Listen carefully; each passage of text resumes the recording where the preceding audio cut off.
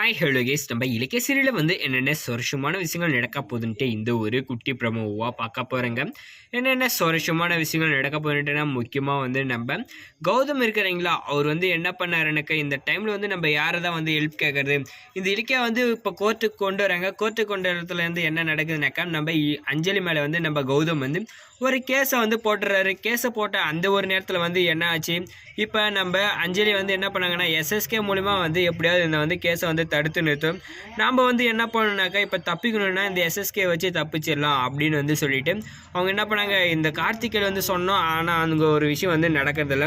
என்னன்னாக்கா என்ன பண்ணுறது அஞ்சலி, பார்க்கலாம் செக் பண்ணியே பார்த்துடலாம் அப்படின்னு சொல்லிட்டு எல்லாருமே சொல்கிறாங்க. இதுக்கு ஒரு முடிவு கட்டி ஆகணும் அப்படின்னு சொல்லிட்டு அவர் சொன்னார். சரி இவனா நம்மனா வேலைக்கு ஆகாது அப்படின்னு சொல்லிட்டு நம்ம அஞ்சலி என்ன பண்ணாங்கன்னாக்கா எஸ்எஸ்கே பிடிச்சிட்டாங்க. இவர் வக்கீல் செட் பண்ணியிருக்காரு இல்லையா, அந்த வக்கீலே நம்மளுக்குள்ளே கைக்குள்ளே போட்டுக்கினாக்கா என்ன பண்ண முடியும்னால அப்படின்னு சொல்லிட்டு ஒரு பிளானை போட்டாங்க. பிளானை போட்டு என்ன பண்ணாங்கனாக்கா இப்போ எஸ்எஸ்கே இந்த வக்கீலுக்கு பணத்தை கொடுத்து என்ன பண்ணாங்கனாக்கா நீ போயிட்டு கோர்ட்டில் வாதாடக்கூடாது அப்படின்னு சொல்லிட்டாங்க. அவரு என்ன பண்ணாங்கக்கா இந்த எஸ்எஸ் கூட உட்காந்து ட்ரிங்க் பண்ண ஆரம்பிச்சிட்டாரு. இப்போ நம்ம கௌதம் என்ன பண்ணுறாங்கனாக்கா இலக்கியாவை பார்த்துட்டு நீ உள்ளே போய் இலக்கியா உன் பின்னாடியே நான் வக்கீலோட வரேன் அப்படின்னு சொல்லிட்டாங்க. சொன்னமே என்னாச்சுனாக்கா நம்ம இலக்கியம் தைரியமாக போகிறாங்க.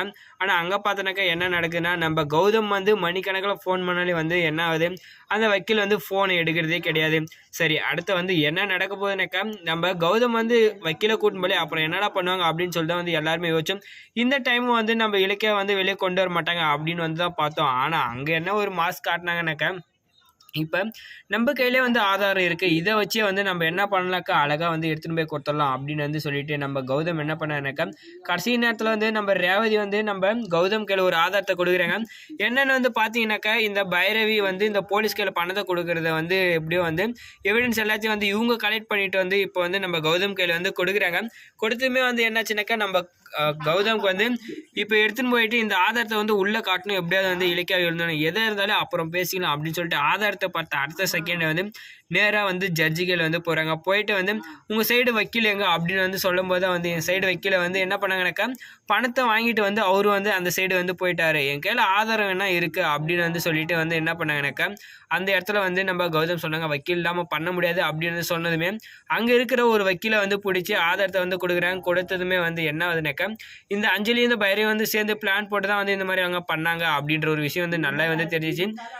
இதுக்கப்புறம் என்ன ஆச்சுனாக்கா நம்ம கௌதம் இப்போ சரியான ஆதாரத்தை கொடுத்ததும் வக்கீலும் என்ன பண்ணிட்டாருனாக்கா நல்லபடியாக பேசி ஒரு கொஞ்சம் சப்போர்ட் பண்ணது என்னாச்சு, அந்த இடத்துல நம்ம அஞ்சலி தான் தப்பு பண்ணியிருக்காங்க அப்படின்ற ஒரு விஷயம் தெரிஞ்சிச்சு. இப்போ நம்ம கௌதம் சரியான ஆதாரத்தை ப்ரூவ் பண்ணதுமே நம்ம இலக்கிய வெளியே விட்டுறாங்க. இந்த அஞ்சலி பைரவி அரெஸ்ட் பண்ணி சொல்லி நம்ம வக்கீலும் என்ன பண்ண, அதாவது ஜட்ஜி என்ன பண்ணாருனாக்கா ஆர்டர் போட்டார். இந்த டைமில் நம்ம அஞ்சலிக்கு சரியான தண்டனை கொடுக்கணும் அப்படின்னு நினைக்கிறேன். கமெண்ட்டில் வீடியோக்கு லைக் போட்டு சேனலை சப்ஸ்கிரைப் பண்ணிக்கோங்க.